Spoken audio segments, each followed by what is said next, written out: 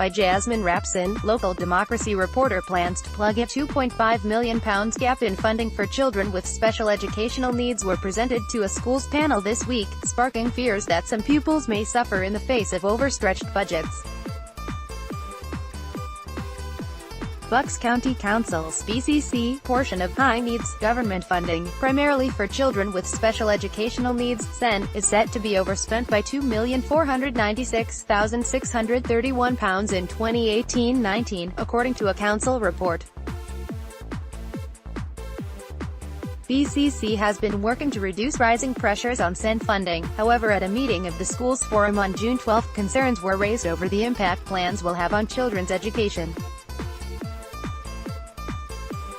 Director of Education at BCC, Sarah Callahan, the meeting that the council has found money to facilitate the millions of additional cash spent, however this cannot be relied on in the future.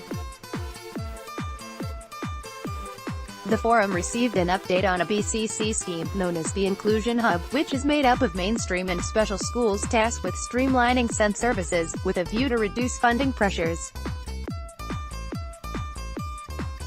Plans include reviewing cases where SEN children have been placed in schools outside Bucks, and bring them back into the county for education where appropriate.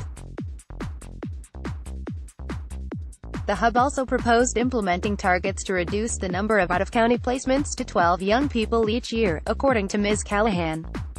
However, early years representative on the forum and leader of Manor Farm Preschool in Hazelmere, Wendy Terry, raised concerns over the impact changes could have on children's education. He said, "I do worry that the children are going to suffer. We are already seeing in early years that we are getting less money with our education, health and care plans (EHCP), which has a knock-on effect with not only the settings, but the children."